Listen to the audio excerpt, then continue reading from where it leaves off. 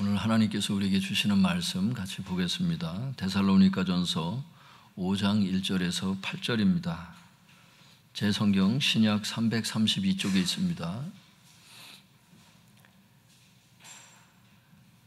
제 성경 신약 332쪽에 보시면 데살로니가전서 5장 1절에서 8절까지입니다.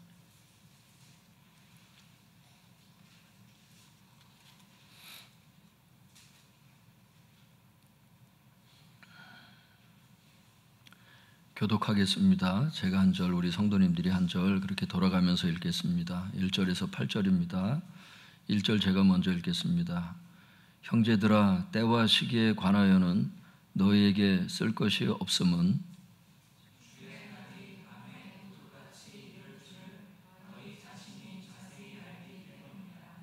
그들이 평안하다 안전하다 할 그때에 임신한 여자에게 해산의 고통이 이름과 같이 멸망이 갑자기 그들에게 이르리니 결코 피하지 못하리라.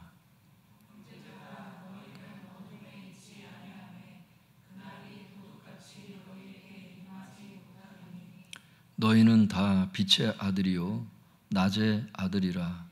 우리가 밤이나 어둠에 속하지 아니하나니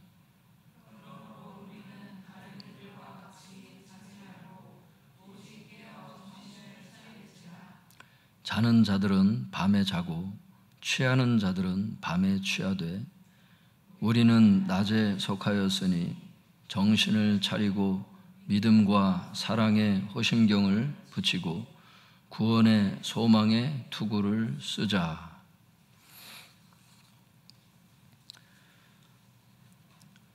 제목을 한번 따라해 보겠습니다. 깨어있는 성도의 삶. 깨어있는 성도의 삶. 깨어있는 성도의 삶, 이런 제목으로 하나님의 말씀을 전하도록 하겠습니다. 1절에서 3절 같이 읽어보겠습니다. 시작. 형제들아, 때와 시기에 관하여는 너희에게 쓸 것이 없음은 주의 날이 밤에 도둑같이 이를 줄을 너희 자신이 자세히 알기 때문이라. 그들이 평안하다 안전하다 할 그때에 임신한 여자에게 해산의 고통이 이름과 같이 멸망이 갑자기 그들에게 이르리니 결코 피하지 못하리라.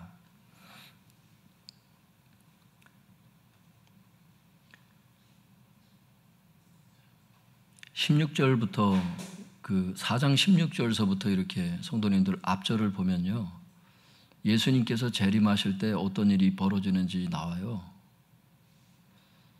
16절에 보면은 하늘로부터 주님께서 강림하시잖아요. 그러면 그리스도 안에서 죽은 자들이 먼저 일어나요. 그러니까 부활이 일어난다는 거죠. 예수님께서 재림하시면 성도님들이 오는 세대 가운데 있었던 모든 성도님들이 예수님을 영접해야 되잖아요. 다니엘에도 그게 나오는데, 그래서 이제 예수님을 영접해야 되기 때문에 죽은 자들이 이 육신이 부활을 입어서 이제 먼저 일어나죠. 죽은 자들이 먼저 일어나고, 그 다음에 17절에 보면 그 후에 우리 살아남은 자들도 그들과 함께 구름 속으로 끌어올려집니다. 이걸 휴거 이렇게 한문으로 얘기를 하는 거예요. 구름 속으로 끌어올려서 공중에서 주님을 영접하게 하시는 그 대역사가 일어나게 되는데, 불신자들은 그렇게 되질 못한다는 거예요. 그게 이제 1절에서 3절에 그 얘기거든요. 1절에 보면 형제들아, 때와 시기에 관하여는 너에게 쓸 것이 없다. 그 때와 시기라고 하는 것은 뭐겠어요? 주님의 재림의 때와 재림의 시기를 얘기하는 거겠죠, 문맥을 보면. 근데 중요한 것은 2절에 보면 그 주님의 날이 뭐겠어요? 재림의 날을 얘기하는 거죠. 주님의 재림의 날이 밤에 도둑같이 온다는 거예요. 밤에 도둑같이 이룰 줄을 너희 자신이 자세히 알기 때문이라. 그러니까 따로 뭐 너희들한테 얘기할 필요는 없다. 너희들이 그 사실을 이미 다 알고 있으니까 형제들아. 그러니까 주님의 날이 밤에 도둑같이 이른다는 말이 무슨 말이냐 하면 밤에 도둑같이 이렇게 돌발적으로 불시에 이런 뜻이거든요. 한번 따라해 볼까요? 돌발적으로 불시에 갑자기 막 온다는 거죠. 이게 예측하지 못한다는 뜻이에요.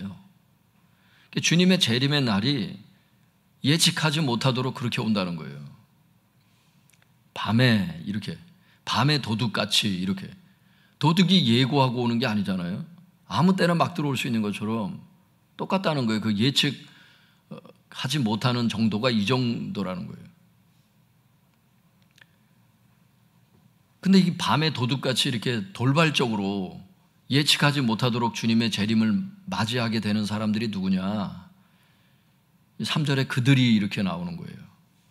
이 그들이라는 사람이 도대체 어떤 부류의 사람이냐? 4절에 보면은 형제들아 너희는 어둠에 있지 아니하매 그날이 도둑같이 너에게 임하지 못한다. 그러니까 도둑같이 임하지 못하는 사람들은 형제들이래. 성도들이래. 그러면 성도들이 아닌 사람들이 도둑같이 맞이한다는 뜻 아니야? 문맥을 보면요, 줄거리를 보면 그렇다고. 성경의 줄거리를 보면. 그래서 학자들이 주석에 보면 3절에서 얘기하는 그들은 불신자를 의미한다 이렇게 얘기를 해요. 그랜드 주석에도 보면. 이 불신자들이 주님의 재림을 도둑같이 맞이할 수밖에 없는 사람들이라는 거예요. 불신자들이 어떻게 한다는 거예요? 3절에 보니까 그들이 이렇게 말을 한다는 거예요. 평안하다, 안전하다 이렇게 불신자들이 얘기를 한다는 거예요. 불신자들 중에도 여러분 얼마나 잘 먹고 잘 사는 사람들이 많아요. 건강한 사람도 많고. 평안하다는 거예요. 나는 안전하다고. 살 준비가 이 땅에서 뭐 충분히 살 준비가 다 돼 있고 그런 사람들이 불신자 중에도 많습니다, 여러분. 불신자들이 그렇게 얘기를 한다는 거예요. 평안하다, 안전하다 하고 말할 그때에 아기를 뵌 여인에게 해산의 진통이 오는 것 같이. 여러분 이 해산의 진통을 저도 이렇게 아이 3명 나오는 걸 이렇게 경험했잖아요. 이렇게 보면은 의사들도 이 해산의 진통을 모르는 거 아세요? 산부인과 의사들도. 예정일은 얘기를 할 수는 있는데 자기 나름대로 의학 지식을 갖고 예정일은 얘기는 하는데 해산의 진통이 아무 때나 막 와요. 그게. 물론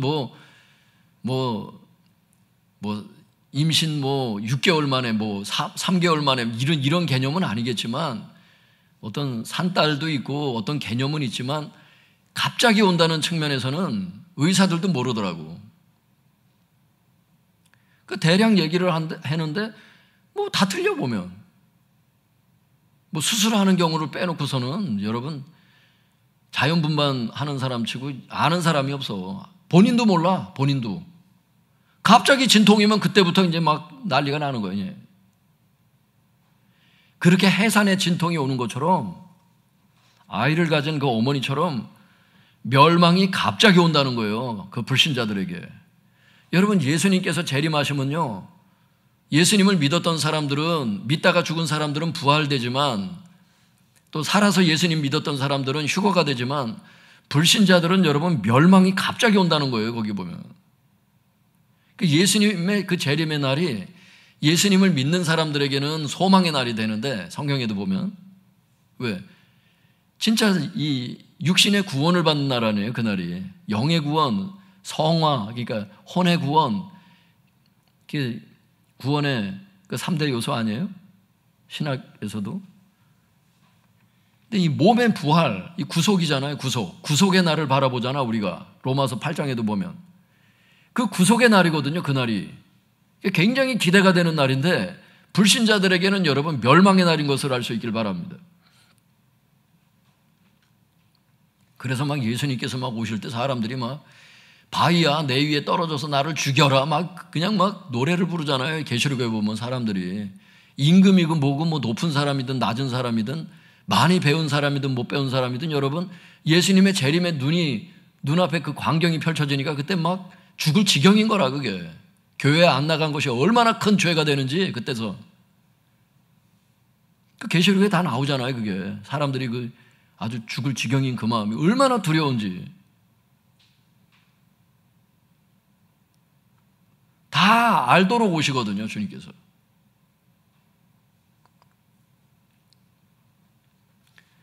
표준 세번역에 이렇게 번역을 했더라고요. 갑자기 멸망이 그들에게 닥칠 것이니 그것을 피하지 못할 것입니다. 이렇게 번역을 했더라고. 아무도 피할 수 없어, 불신자들은. 이게 불신자들의 운명이야. 그냥 죽어야 돼, 그날. 그냥 지옥으로 갑니다, 그냥. 사랑하는 성도 여러분, 우리의 불신자 가족들, 불신자 지인들 주님을 모릅니다. 그러므로 그들은 어느 날 갑자기 주님의 재림을 맞이하게 될 것이고 어느 날 갑자기 멸망을 당하게 될 것입니다. 이것이 불신자들의 운명이라고 오늘 성경은 말씀합니다. 바라기는 전도할 수 있는 기회가 아직 남아있을 때 전도하셔서 영혼들을 구원하시고 주님의 재림을 준비시키시기 바랍니다. 할렐루야. 재림을 준비한다는 거는 이제 조금 이따 나오겠지만 깨어있는 삶을 사는 거예요. 그게 나와. 그게 하루 이틀에 되는 게 아니야. 그게 우편 강도처럼 그렇게 구원을 얻고 은혜를 받는 사람도 있겠지만 보통 성화의 과정을 겪고 그 구속의 날을 바라보며 현재적인 층의 삶을 계속 살게 되잖아요. 김세윤 박사에 의하면 성경에서도 그 말씀을 하시고 어느 날 갑자기 그냥 준비가 다 되는 게 아니에요. 그게 어느 날 갑자기 사랑의 사람이 되고 막 이게 아니야. 영의 구원은 받았지만 새로워지지 않은 지정의가 아직도 남아있어서 새로워지지 않은 그 혼이 있잖아. 생각과 감정과 의지가 하나님의 말씀과 다른 길로 가려고 하는 게 있단 말이에요. 이게 어느 날 갑자기 준비가 되는 게 아니거든요. 이 현재적인 층의 삶이.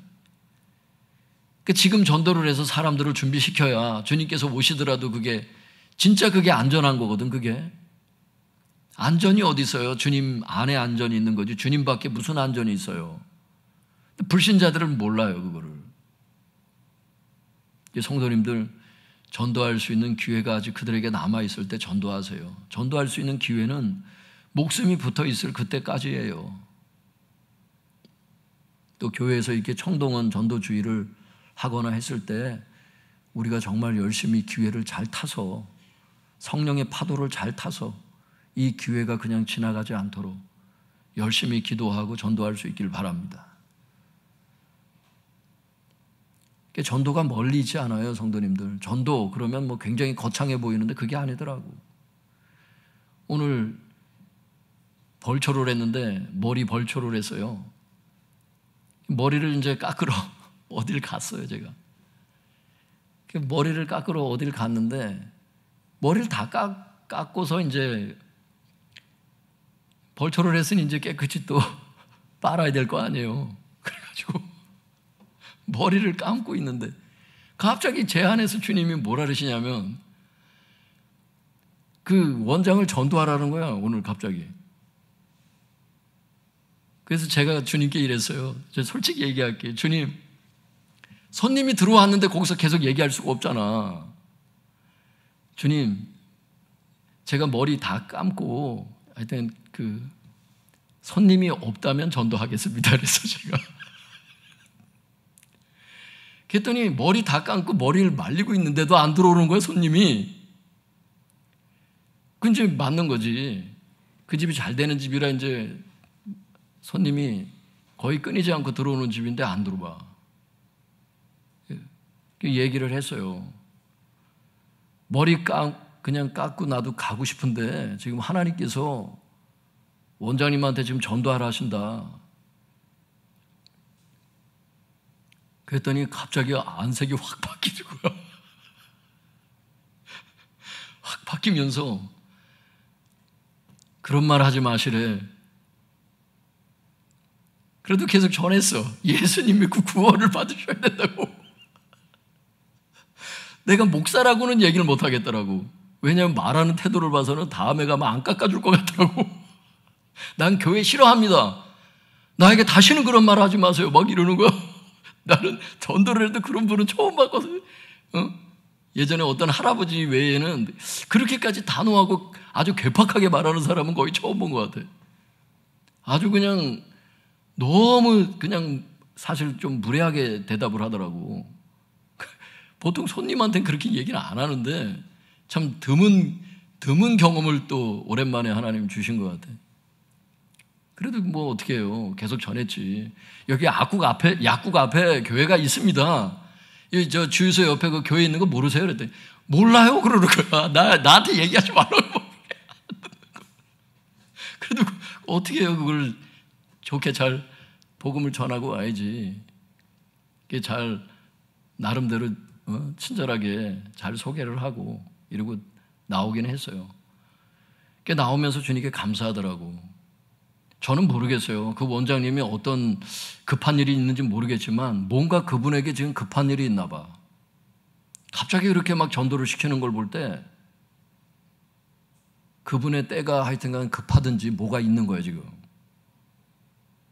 근데 내가 그랬어요. 주님, 어떤 경우는 전도를 하면 전도의 열매가 바로 맺혀지는 경우 있지만 어떤 경우는 전도의 열매가 바로 맺혀지지 않는 경우도 있거든요. 근데 돌이켜보면 전도가 바로 되는 경우는 누군가 복음을 심어놓은 사람들이 많아요, 보여. 오늘 내가 복음을 심었을 수도 있거든요. 또 다른 어떤 성도가 열매를 딸 때가 있겠죠. 어쨌든 주님께는 그랬어요.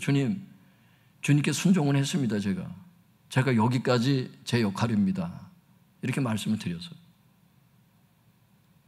제가 드리고 싶은 말씀은 전도라는 게 무슨 뭐 거창한 게 아니라는 거예요. 삶 속에서 가다 보면 주님께서 이렇게 인도하실 때가 이렇게 있더라고.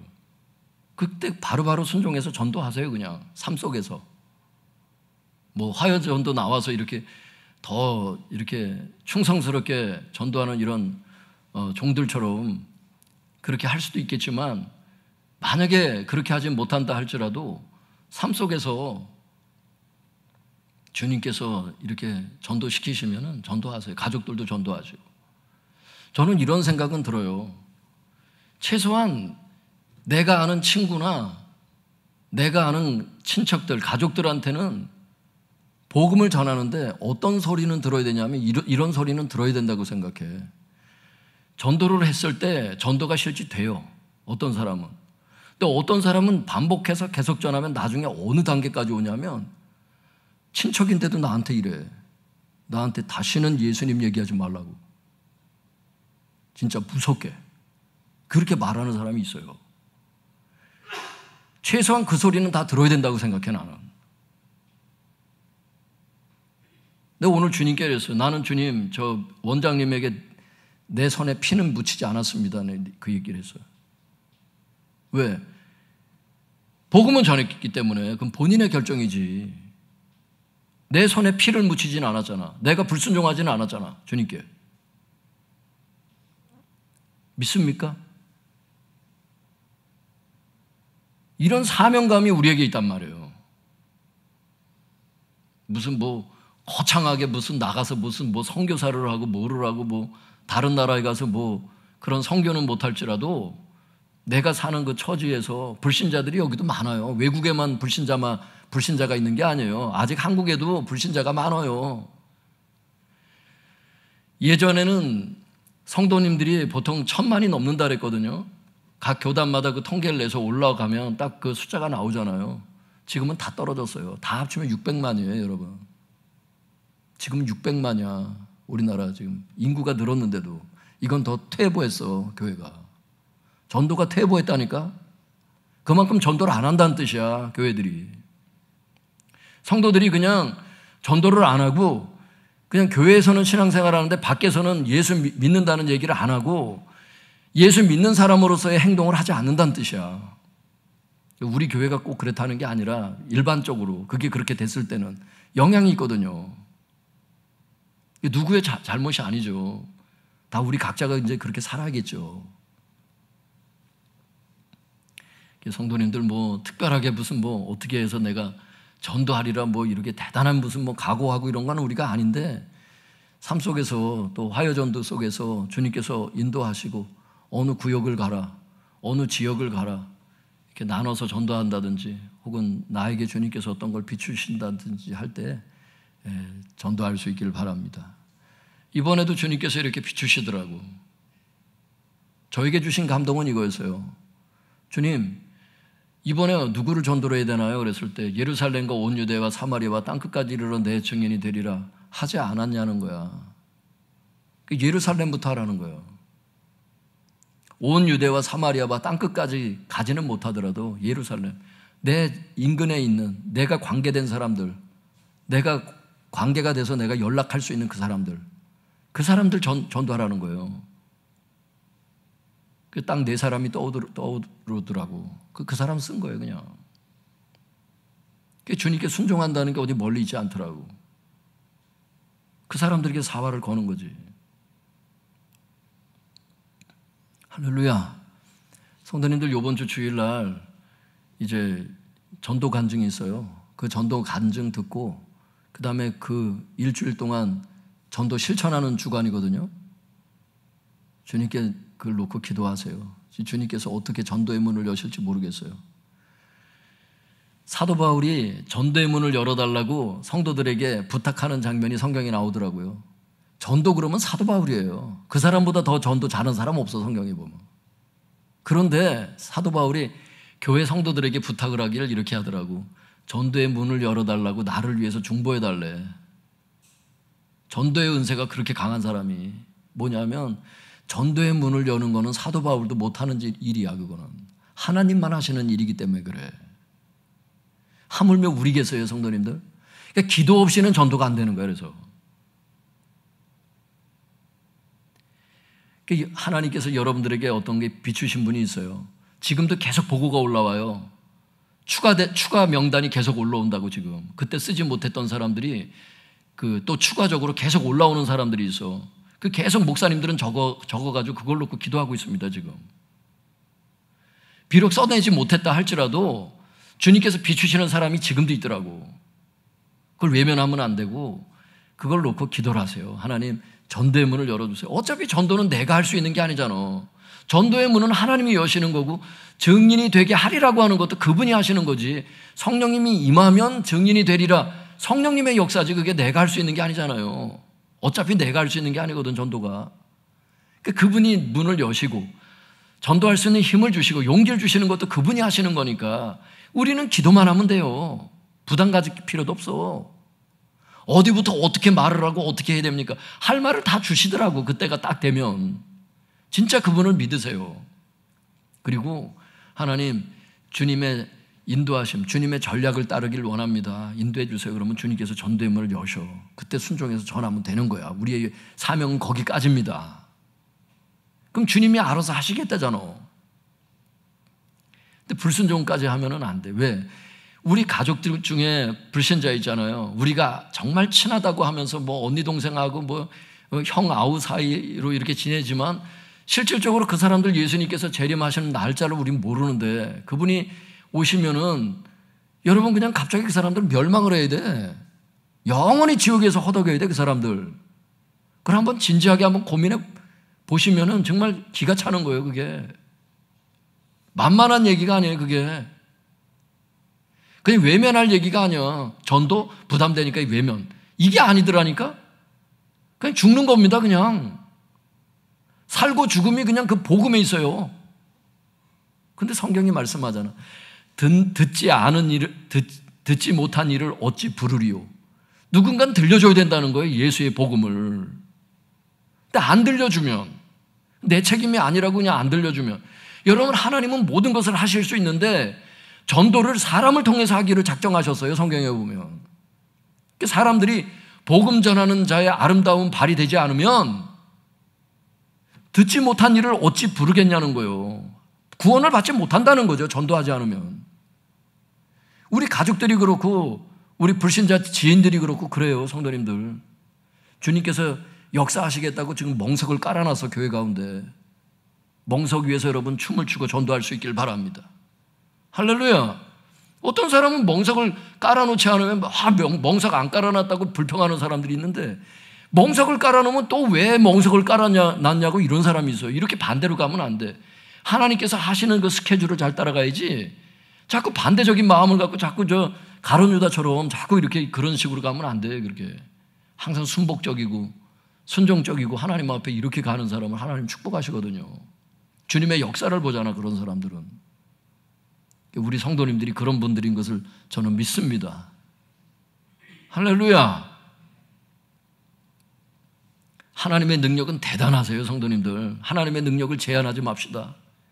하나님께서 전도의 문을 여시고 어떻게 주님께서 역사하실지 몰라요, 우리는.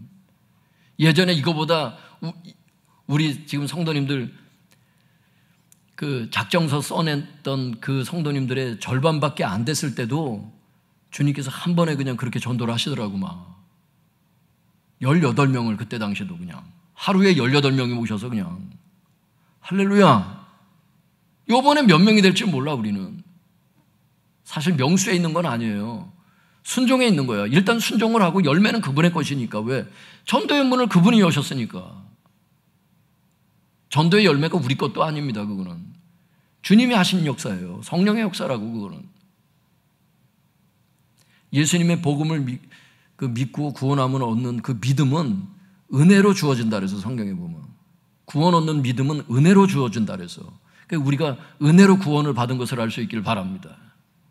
그들도 우리처럼 하나님 나 같은 사람도 예수님을 믿고 이렇게 전도했다면, 그리고 여기까지 부족하지만 여기까지 성화가 될 수 있게 하셨다면, 저 사람들은 출발부터가 나보다 더 나은 사람들 같은데 저 사람들이 예수님을 믿으면 더욱 성화가 잘 될 것입니다. 주님, 저들도 외면치 마시고 저들도 우리와 함께 복음을 듣고 말씀을 듣고 준비된 영혼이 되어서 주님의 재림의 날이 두려움의 날이 아니라 멸망의 날이 아니라 몸의 구속을 바라는 소망의 날이 되게 하여 주시옵소서. 이것을 놓고 우리가 정말 바라고 기도한다면 여러분, 주님의 역사가 여러분과 함께 하시는 것을 믿을 수 있길 바랍니다. 그러니까 아직 기회가 있다는 거예요. 기회가. 한번 따라해 볼까요? 기회가 있다. 기회가 있다. 기회가 아직 남아있다는 겁니다. 이게 참 감사한 일이에요. 그러니까 1절부터 3절까지는 불신자들이 이런 운명에 처했다는 걸 얘기하고요, 4절부터 8절까지는 그러면 믿는 사람들은 어떤 운명이고 어떤 준비를 해야 되느냐, 거기에 대해서 얘기를 하는 거예요. 한번 4절부터 8절까지 한번 쭉 읽어볼까요? 시작. 형제들아, 너희는 어둠에 있지 아니하매 그날이 도둑같이 너희에게 임하지 못하리니 너희는 다 빛의 아들이요 낮의 아들이라. 우리가 밤이나 어둠에 속하지 아니하나니 그러므로 우리는 다른 이들과 같이 자지 말고 오직 깨어 정신을 차릴지라. 자는 자들은 밤에 자고 취하는 자들은 밤에 취하되 우리는 낮에 속하였으니 정신을 차리고 믿음과 사랑의 호신경을 붙이고 구원의 소망의 투구를 쓰자. 형제들아, 그러니까 아까 불신자를 얘기를 했으니까 형제들아, 이건 성도들을 얘기를 하는 거라고 학자들은 얘기하지요. 그래서 형제들아, 이건 성도들을 뜻하고, 그날이라고 하는 것은 뭐겠어요? 4절에서 그날이라는 게 지금 4장 마지막 그 부분부터 시작해서 계속 그날이라는 게 재림의 날을 계속 얘기하고 있는 거 아니에요? 주님의 재림의 날. 그래서 4절은 이런 뜻이 됩니다. 성도들은 어둠 가운데 있지 않으므로, 성도들은 어둠 가운데 있지 않으므로 주님의 재림의 날이 도둑같이 임하지 못한다, 이런 뜻이에요. 성도들은 어둠에 있지 않지요. 그래서 주님의 재림의 날이 도둑같이 임하지 못한대. 이게 어둠 가운데 있지 않다는 게 이게 핵심이야. 성도라고 하는 것은 어둠에 있지 않대. 이게 어둠에 있지 않다는 말이 그 다음 구절에 가가지고는 6절에 깨어 정신을 차리는 상태를 얘기를 해요. 8절에 낮에 속했다는 뜻을 의미해요. 정신을 차리고 8절에 이렇게 얘기하잖아. 정신을 차린다는 말이 무슨 말이냐? 믿음, 사랑, 구원의 소망의 삶이다, 이렇게 얘기를 하거든. 그러니까 미리 말씀을 드린 거예요. 그런 뜻이야. 그러니까 성도의 정체성을 얘기를 하는 거예요. 성도는 누구냐? 어둠에 있지 않는 사람이다. 다시 말해서 깨어서 정신 차린 사람들이다, 그런 뜻이에요. 문맥을 보면 그래. 성도란 그런 사람들이래. 어둠에 있지 않으므로 주님의 재림의 날이 도둑같이 임하지 못한다. 그 이유에 대해서 5절이 이렇게 얘기해요. 원문 해석에 보면은 5절이 이렇게 시작돼요.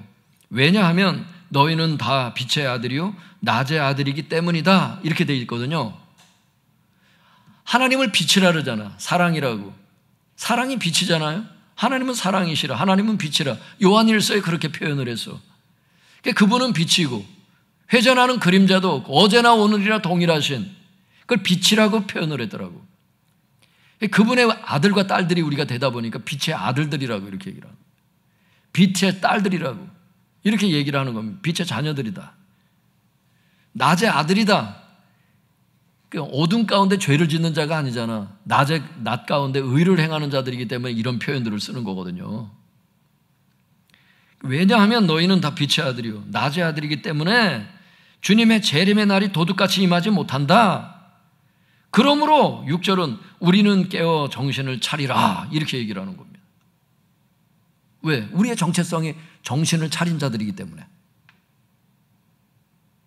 그러면 정신을 차린 삶이 뭐냐? 그거를 8절에 가서 딱 얘기를 하는 거예요. 그래서 8절에 보면 정신을 차리고 이런 삶을 살아라 그렇게 얘기를 하는 거예요. 거기 막 호신경, 투구 이런 거는 전쟁에 나가는 그 용어잖아요. 그러니까 전쟁을 치르듯이 전투적으로 이런 삶을 살아야 된다 그런 뜻입니다. 그 어떤 삶? 믿음의 삶을 살아라. 사랑의 삶을 살아라. 구원의 소망의 삶을 살아라. 이게 깨어있는 삶이고 정신 차린 삶이다. 이렇게 어둠 가운데 있지 않는 우리 성도들이 주님의 재림의 날이 밤의 도둑같이 갑자기 임하지 못한다. 왜? 그 시기와 날짜는 우린 정확히 모르지만 그 전체적인 어떤 분위기들은 분별할 수 있다는 게 학자들의 공통적인 의견이에요. 그게 여기서 얘기하는 그 날과 그 시를 알 수 있다는 뜻이 아니고 시대를 분별할 수 있다는 뜻이에요. 여러분, 믿음의 삶, 사랑의 삶, 구원의 소망의 삶이 이게 성도가 원래 살아야 되는 삶이고, 왜? 빛의 아들들이 됐기 때문에, 낮의 아들들이 됐기 때문에 당연히 이런 삶을 살아야 된다는 거예요. 깨어있는 성도의 삶, 정신을 차린 성도의 삶, 이게 정상적인 삶이라는 겁니다. 그러면 여러분, 믿음의 삶, 사랑의 삶, 구원의 소망의 삶, 깨어있는 성도의 삶을 구체적으로 예를 들어서 말씀드리면 이런 겁니다. 믿음의 삶이라는 게 하나님을 신뢰하는 삶, 믿음이라는 게 신뢰라는 뜻이잖아요. 그러니까 하나님을 신뢰하는 삶이야. 그게 깨어있는 삶이래. 그래서 어떻게 되는 거예요? 어려움이 오지, 인생 가운데. 직장에 어려움이 왜 오겠어요? 어려움이 올 때 염려하지 않고 하나님을 신뢰하는 삶, 이게 깨어있는 성도의 삶이라는 거야. 예를 들면 여러분의 인생 가운데 어려움이 오는 구석이 있을 겁니다. 그때 염려하지 말고 하나님의 크신 능력을 믿고, 이번에도 내가 기도하면 하나님 역사하실 거야. 이번에도 인생의 언덕을 넘어가게 하실 거야. 이런 큰 믿음의 확신으로 사는 삶, 이게 정신 차린 삶이라는 거예요. 그 반대의 삶은 하나님의 능력을 믿지 않고 하나님을 신뢰하지 않고 염려에 사로잡혀서 감사한 일도 많은데 작은 점과 같은 거기에 자꾸 집중하게 되고 거기에 늪에 자꾸 빠지게 되는 그 염려의 삶으로 막 들어가는, 이게 이제 정신을 차리지 못하는 상태가 된다는 거예요. 그게 잠든 상태가 된다는 거예요. 그게 깨어 있어야 되는데 영적으로 잠든 상태가 된다는 거예요. 그게 성도님들이 이런 설교를 들을 때 나는 깨어 있는 성도에 있는지 또 잠든 상태에 있는지 이걸 분별을 하셔야 돼. 돌이키면 되는 거니까, 회개하면 되는 거니까. 그럼 주님께서 또 회복을 주시잖아요.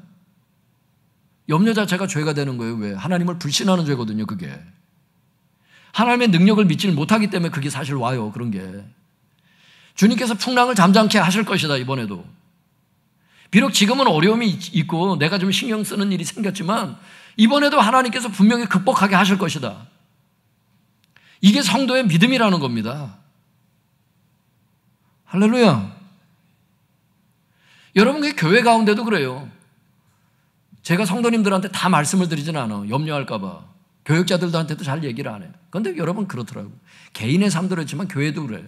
재정을 주셨다가 조금 걷어가 보셨다가 줘보셨다가 뺏어 보셨다 그러면 믿음이 왔다 갔다 하지 막 처음에.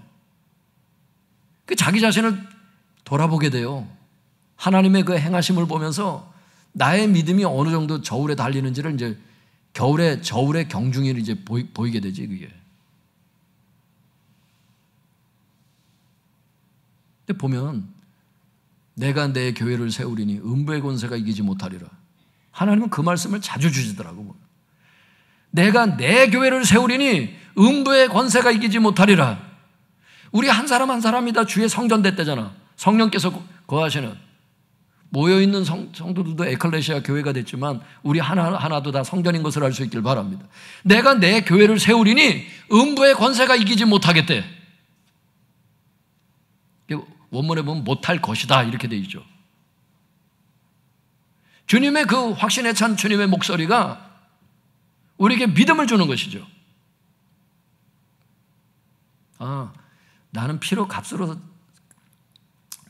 사신 교회가 됐지, 몸이 됐지, 내가 내 교회를 세우리니, 아, 주님의 것이래. 주님의 것을 아무도 건드릴 수 없다는 거야. 그분 허락하에서 다 일어난다는 거야. 욥이 그걸 깨달은 거 아니에요? 하나님의 허락하에서 모든 일들이 벌어지는. 어려움이 오면 많은 경우에 또 겸손하라고 주는 사인이잖아요. 또 그래야 더 기도하니까. 아무 문제 없어 보세요. 잘 기도 안 해요. 웬만한 사람 같으면. 여러분, 제가 예전에도 큰 교회 있으면서 700명 이제 저희 교구를 제가 목회하면서 가정마다 다 신방을 가는데 문제 없는 가정이 한 가정도 하나씩은 다 있어. 보니까 기도 제목을 하나씩은 다 주셨더라고. 잠들지 않도록 숙제를 맡기시는 거야. 그거는 나와 함께 숙제하자는 거예요, 주님께서. 우리는 인간의 생각은 숙제가 아무것도 없었으면 좋겠어. 다 잘 됐으면 좋겠어. 그러면 여러분 병들어요, 대체적으로. 교만해지고. 기도도 안 해. 인간은 이상하게 뭔 문제가 생겨야 기도를 하더라고. 그래야 게을러지질 않아. 주님께서 다루시는 거 보면 많은 경우에 그런 경우가 많더라고. 모든 게 다 그런 건 아니지만 많은 경우에 그렇더라고요. 나를 겸손케 하시고 기도의 자리 나오게 하시고 모임을 사모하게 하시고 병들지 않도록 깨어있도록. 여러분, 그래서 수족관에 바닷가에서 이제 이렇게 도매업을 하는 분들 날라줘야 될 거 아니에요. 생선이나 이런 것들을. 그럴 때 꼭 천적을 한 마리 정도 넣어놓은 데잖아요, 그 안에다. 차라리 잡아먹어서 몇 마리 없어지는 게 가만히 내비두면 다 졸다가 죽는 데잖아. 그러니까 그냥 하나 정도 그렇게 그냥 환경을 그냥 그렇게 만들어 놓으면은 오래 산대. 이런 생물들도 투쟁하다가 사는 거지. 투쟁하다가. 그러니까 인체도 그렇대잖아요. 유명한 책을 낸 어떤 사람 글을 보니까 하루에 한 끼 나이가 좀 들면은 하루에 한 끼 먹으니까 굉장히 건강해진대. 피부가 막 살을 나고 막 애를 쓰나 봐. 그러니까 피부가 더 좋아진대. 우리가 지금 먹는 한 끼가 100년 전에 3끼 먹은 에너지보다 더 많이 먹는답니다, 현대인들이. 그러니까 한 끼만 먹어도 좋다는 거예요, 그 의사 얘기는. 70대인데 막 50살 같아. 진짜 나도 보고서 깜짝 놀라서. 100년 전에 3끼 먹었던 양이 그 칼로리가 지금은 현대인들은 한 끼에 그 이상을 먹는데, 그러니 온갖 그냥 성인병과 온갖 질병들이 그냥 에너지가 많이 남으면은 여러분 어떤 게 생겨요? 염증 물질이 일단 생기잖아. 활성산소가 많아지잖아. 여러분 그게 질병이 다 원인들 아니야. 그 나름대로 일리가 있는 얘기예요, 그게. 한 끼만 먹어라 그 뜻이 아니니까 걱정하지 마시고 많이 드시길 바랍니다. 근데 그럴 수도 있다는 거예요. 너무 많이 먹어도 그게 너무 편하고 너무 그냥 이렇게 뒤집어져도 문제가 될 수 있어. 하나님께서 인생의 숙제들을 가끔 이렇게 던지실 때 거기에 막 스트레스 받고 그거하고 싸우려고 그러지 말고 주님의 큰 광대하신 그분의 손길 안에 내가 있다는 걸 믿고 끝까지 전진하시면 이번에도 승리하게 하시는 것을 믿을 수 있길 바랍니다. 이 믿음의 삶이에요, 이게. 성도님, 또 사랑의 삶이 뭐야? 하나님 사랑하고 사람 사랑하는 삶을 사는 게 그게 깨어있는 성도의 삶이래. 그게 정신을 차린 성도의 삶이래. 하나님을 사랑한다고 할 때 뭐 대단히 뭐가 있는 게 아니에요. 성경에 보면 하나님을 사랑하면 나타나는 특징이 순종이래. 너희가 나를 사랑하면 내 계명을 지키리니 너희가 나를 사랑하지 아니하면 내 계명을 지키지 아니하리니. 요한복음에 주님 분명히 말씀하셔서 하나님을 사랑하면 나타나는 게 순종입니다. 여러분, 우리의 삶 가운데 자꾸 불순종이 나타나잖아요. 하나님 사랑하지 않는 겁니다. 하나님을 사랑하는 마음이 여전히 있다 하더라도 자꾸 그런 불순종이 나타난다는 말은 하나님을 사랑하는 마음이 점점 식어진다는 뜻이에요. 그게 표지기 때문에. 식음석이거든요, 그게. 그게 기준입니다, 순종이. 그리고 두 번째가 예배 생활이에요, 성경에 보면. 하나님의 사람들은 다 예배 생활했어, 성경에 보면. 아브라함부터 시작해서 다. 야곱이고 뭐고. 가는 곳마다 다 예배 생활을 해. 근데 예배 생활을 자꾸 빠져요. 애들이고 어른이고 똑같아요. 수요일 손댔다가 금요일 손댔다가 그 다음에 주일까지 손댔다가 자꾸 믿음이 점점 퇴보, 하나님을 사랑하는 마음이 자꾸 퇴보될 때 예배가 자꾸 줍니다. 불순종이 자꾸 늘어나요. 하나님을 사랑하면 자꾸 순종하게 되고 예배가 점점 좋아지고 자꾸 그렇게 돼. 설교가 좋아지고 자꾸 그렇게 됩니다. 그리고 예배도 훈련입니다. 애들을 자꾸 훈련을 해. 애들도 예배를 드리죠. 1시간 참는 훈련을 하지 않는 애들은 1시간을 못 견딘다는 걸 아셔야 돼. 그래서 나는 일찌감치 우리 애들을 한 3시간씩 예배 드렸잖아. 가족 예배를. 어렸을 때 애들을 놓고 지금 너무 미안해.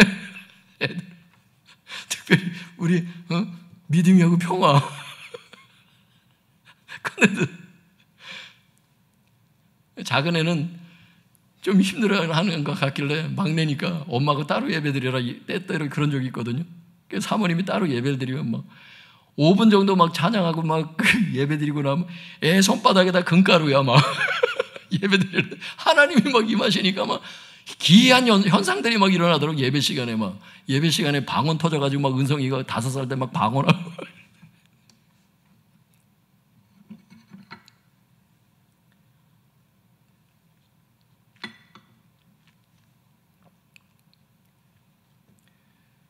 하나님을 사랑한다는 것은 순종의 삶이고 예배 생활로 그게 표현이 되고요. 성도님들, 사람들을 사랑하는 삶은요, 성경에 보니까 섬김과 봉사로 말씀하시더라고요. 성경에 보니까 한번 따라해 볼까요? 섬김과 봉사. 섬김과 봉사. 하나님께서 여러분에게 어떤 것을, 저와 여러분에게 섬김과 봉사할 수 있는 어떤 기회를 주셨다는 것은 사람들을 사랑할 수 있는 기회를 주신 거예요. 아, 귀찮다, 그게 아니더라고. 이게 다 하나님 앞에 이게 다 뭐가 있어요. 기회를 주시는 거예요. 그래서 사람들을 사랑하게 되면 섬김과 봉사의 삶으로 다 들어가게 되고요. 두 번째 나타나는 특징이 따라해 볼까요?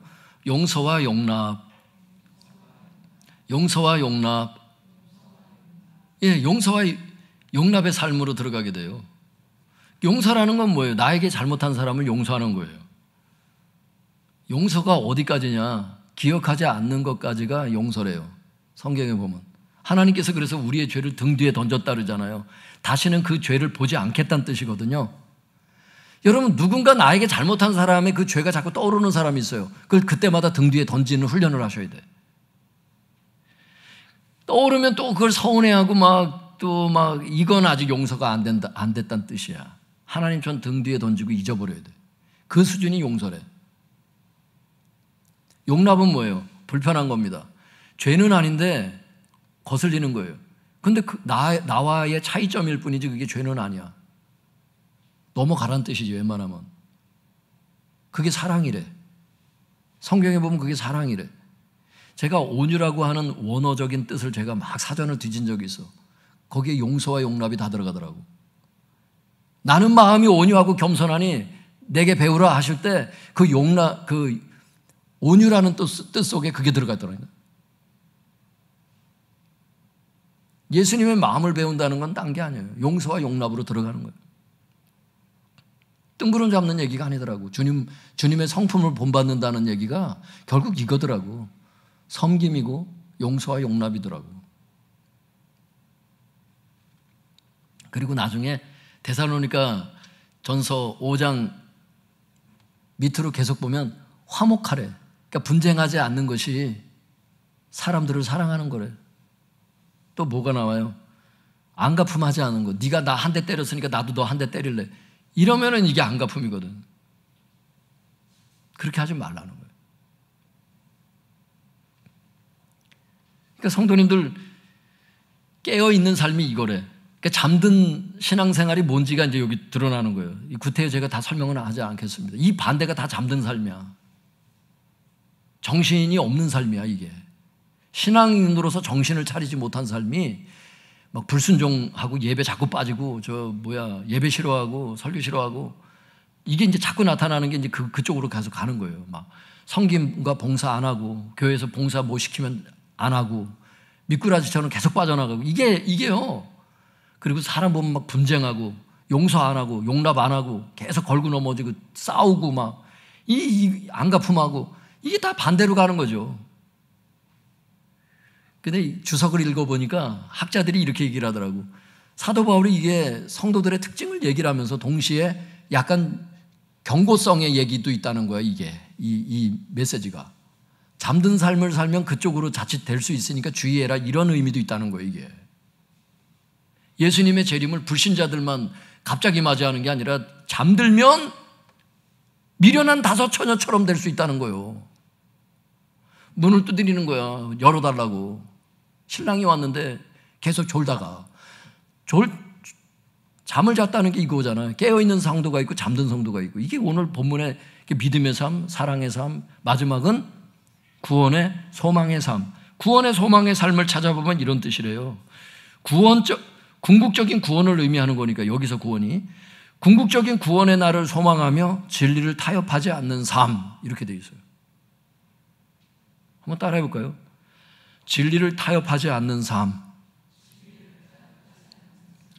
궁극적인 그 구원의 소망의 날을 내가 바라보면서 삶에 어려움이 있어. 인내하면서 계속 말씀을 타협하지 않고 순종의 삶을 살아가. 그 성도가 깨어있는 성도라는 거예요. 잠들지 않은 성도라는 거예요.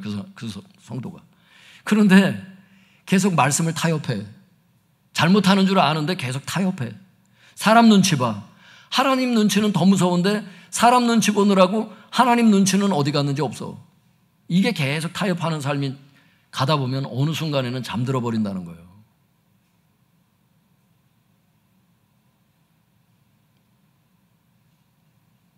그러니까 하나님을 더 무서워하고 사람을 무서워하면 신앙생활, 여러분 하나님만 무서워해야 돼요. 신앙생활 하려면 보니까. 사람 무서워하면요, 그게 이제 선배가 됐든 남편이 됐든 직장 높은 사람이 됐든 사람을, 그렇다고 뭐 함부로 그 사람들에게 하라는 뜻은 아니지만 주일이다, 뭐 봉사다 가야 되잖아. 근데 사람이 무서워서 못 가. 이건 벌써 걸린 거야, 덫에. 사람을 두려워하면 올무에 걸리느니라. 잠언에 보면. 한번 따라 볼까요? 사람을 두려워하면 올무에 걸리느니라. 올무가 뭔지 아세요? 저는 시골에서 컸기 때문에 올무를 이렇게 놔요. 그러면 토끼 같은 게 지나가다가 거기 걸려. 점점 쪼여지지. 움직이면 움직일수록 쪼여들어요. 그러면 다 싸늘하게 죽어. 갔다가 이제 맛있게 거먹는 것을 알 수 있기를 바랍니다. 토끼를 먹는 데니까 너무 놀라는 분들이 있는.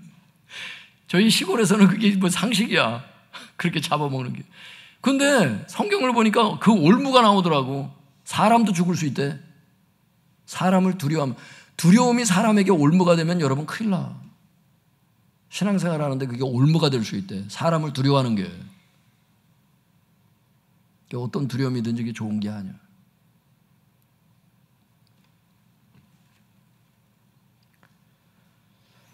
여러분, 타협하지 않는 삶, 타협하는 삶, 여기에 따라서 이게 잠든 성도로 분류가 될 수도 있고 깨어있는 성도로 분류가 될 수도 있고 그렇다는 거예요. 이 말씀 자체가 그걸 얘기를 하고 있잖아요. 예. 사랑하는 성도 여러분, 우리는 빛의 아들이고 낮의 아들입니다. 또한 우리는 낮에 속했다고 8절에 말씀하십니다. 이게 우리 정체성이라는 거예요. 그러므로 깨어있는 성도의 삶, 정신을 차린 성도의 삶을 사시기 바랍니다.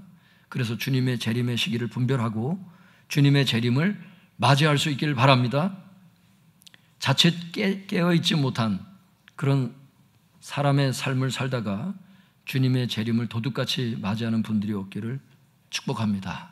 기도하겠습니다. 불신자들 전도해서 그들도 주님의 재림을 준비하게 해달라고 기도하시고 여러분 자신의 깨어있는 삶을 위해서도 기도하세요. 주여 주여 부르짖고 통성해서 기도하겠습니다. 주여 주여